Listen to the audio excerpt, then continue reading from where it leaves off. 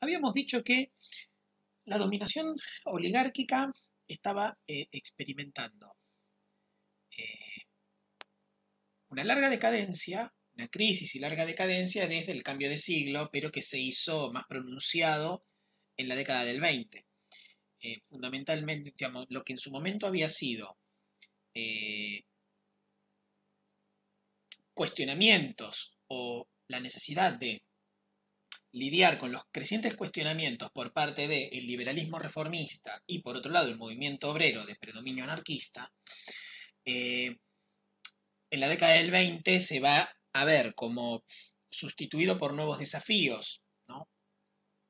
Con la aparición de, en el caso de, siempre hablamos de cuestionamientos a la dominación oligárquica, ¿no? La aparición de movimientos nacionalistas, antioligárquicos y antiimperialistas en la década del 20. Lo que en un principio eran movimientos incipientes que representaban como un nuevo cuestionamiento, más dinámico que el liberalismo reformista y el anarquismo, que el anarquismo como consecuencia de la represión había sido estaba crecientemente reducido en su capacidad de acción y el liberalismo reformista había llegado al poder en muchos casos y en la década del 20 se encontraba ya con las dificultades del poder, digamos, del desenvolvimiento de su programa, que tenía muchas insuficiencias, la más importante de las cuales era que no proponía ninguna modificación ni corrección ni nada de la formación económica y por lo tanto de la política o de la estrategia, de la política económica y la estrategia de desarrollo. Eh, ahora, con la crisis de la década del 30, tenemos como un nuevo escenario en el cual muchos de estos movimientos nacionalistas, a través de, logran ensanchar su base social, lograr la recepción, sobre todo, de facciones de las Fuerzas Armadas y, en algunos casos, no solo se convierten en un actor significativo en la política de la sociedad, sino que incluso logran alcanzar el poder a través de distintos medios.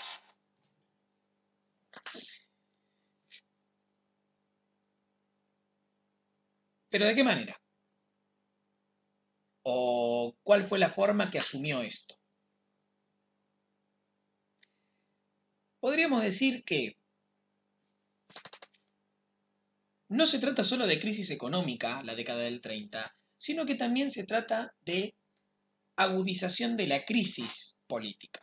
Y cuando hablamos de crisis política, hablamos de la crisis de legitimidad de el régimen democrático liberal y fundamentalmente los partidos políticos tradicionales, ¿no? O sea, el espectro liberal conservador, eh, pero ahora también el reformismo liberal eh, habían entrado en crisis en conjunto.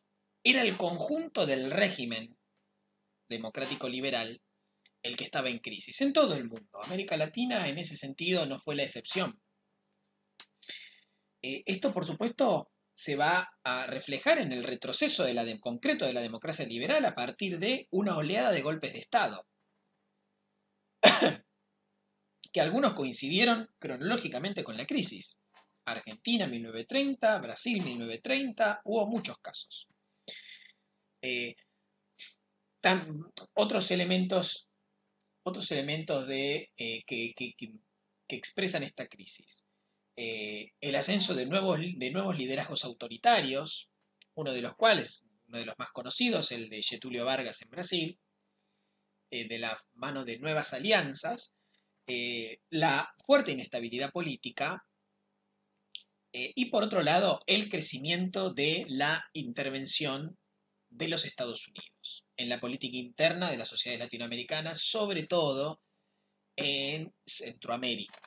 Y cuando hablamos de intervención, estamos hablando de, en algunos casos, intervención directa, pero en este periodo ya empieza a aplicarse, se empieza a experimentarse un giro en la estrategia de los Estados Unidos hacia América Latina, que consiste en no intervenir directamente, o sea, a través de la invasión y ocupación, sino el aliento de colaboradores locales, sobre todo provenientes de Fuerzas Armadas y de Seguridad formados eh, por las instituciones militares de los Estados Unidos y alineados con la política exterior de este país, uno de cuyos casos más conocidos de este periodo va a ser el de Nicaragua, el de Somoza en Nicaragua, ¿no? Somoza, oficial de la Guardia Nacional, formado por los Marines estadounidenses, va a terminar dando un golpe de Estado y asesinando a el líder popular y principal baluarte de la resistencia nicaragüense, Augusto César Sandino, dando inicio a una dictadura dinástica que va a perdurar desde los años 30 hasta el año 78, sí, 78, cuando se da 79, que se da la revolución sandinista y el desplazamiento de uno de los descendientes de Somoza. A esto hay que sumarle la acumulación de demandas insatisfechas de las clases subordinadas, ¿no? Que sufrieron el aumento de la pobreza, el desempleo, los niveles de explotación y represión, con el agravante de que la imposición de dictaduras y la restauración o continuación de la dominación oligárquica o generó la continuidad de la marginación de las clases populares del sistema de toma de decisiones, sino que además, en los casos en que había habido un avance al respecto, como por ejemplo el caso argentino, va a haber una regresión. O sea, Argentina en la década del 30 experimentó una auténtica restauración de la dominación oligárquica a través de una versión más grosera todavía del fraude electoral, acompañado por una represión más brutal que la que había habido en el periodo anterior a el reformismo liberal del radicalismo. O sea que acá hubo un retroceso en lo que fue la democracia liberal, hubo un retroceso, se restableció la dominación oligárquica. Esto configura una situación de crisis general y que termina alentando en muchas sociedades a lo largo de la década del 30 y en los 40 van a tener como su expresión más pura una nueva alternativa política de la mano de nuevas alianzas, de una nueva alianza social que es la dada por el nacionalismo reformista.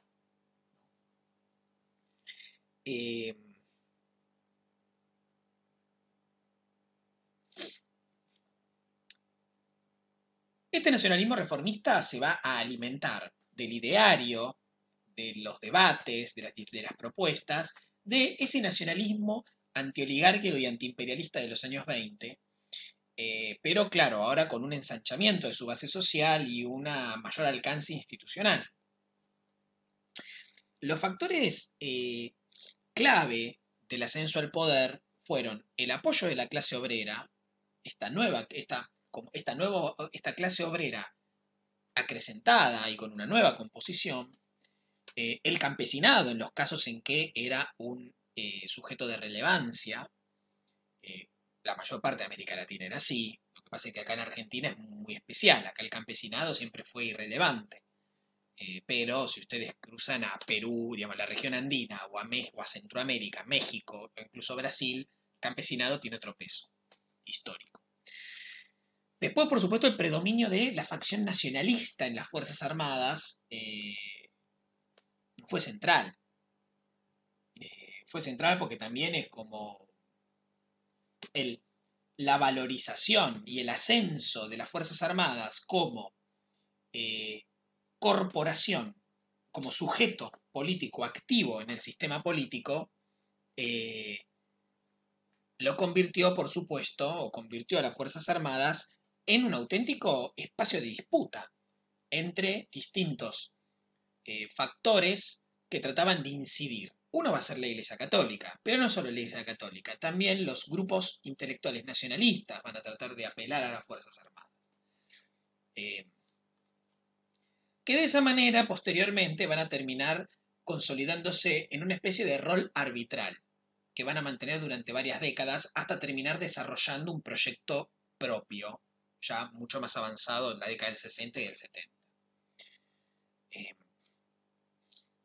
Finalmente, va a ser importante la división interna de la dirigencia política tradicional en crisis, ¿no? Comienzan la disolución, fragmentación, surgimiento de líneas internas, la desintegración de los partidos tradicionales como consecuencia de los múltiples posicionamientos frente a una crisis económica para la cual no se encontraban soluciones de largo plazo. No se terminaba de llegar al replanteo del modelo económico y tampoco se le encontraba la vuelta la, a las reglas y las formas de la política. No se terminaba de dar con una nueva lógica política que permitiera recuperar la legitimidad y devolverle sustento social a un régimen político agotado. ¿Cómo llegaron al poder estos movimientos nacionalistas sobre esta nueva alianza?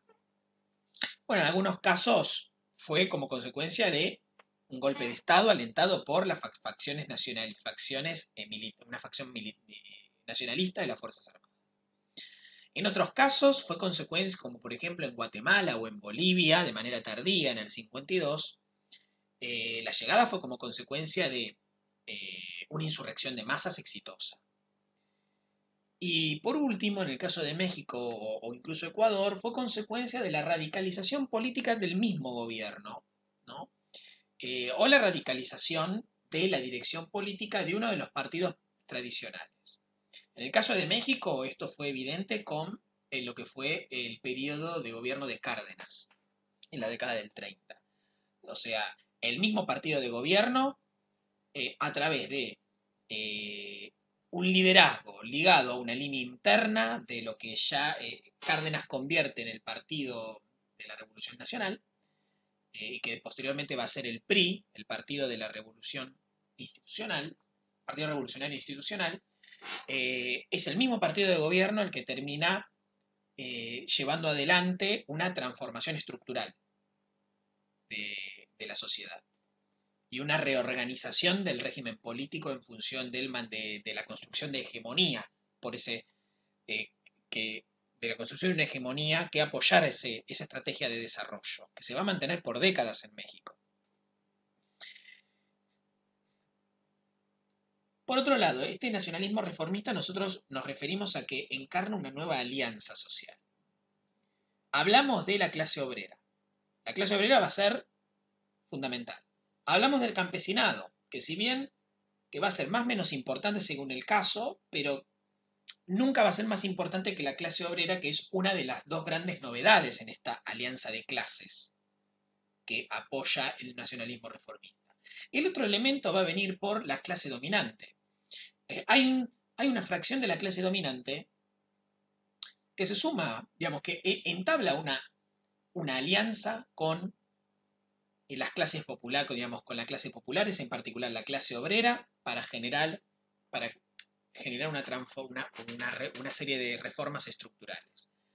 Y eso va a ser la burguesía industrial, pero particularmente la burguesía industrial con conciencia nacional, la llamada burguesía nacional. En los casos en los que surgió y fue posible, esta burguesía nacional, aliada y ligada a la industria sustitutiva de importaciones, que además produce para el mercado interno y está fuertemente ligada a políticas de protección, de aliento de la industrialización, de financiación pública y demás, va a acompañar a la clase obrera en este proyecto de reformas estructurales que vamos a analizar después de un nuevo corte.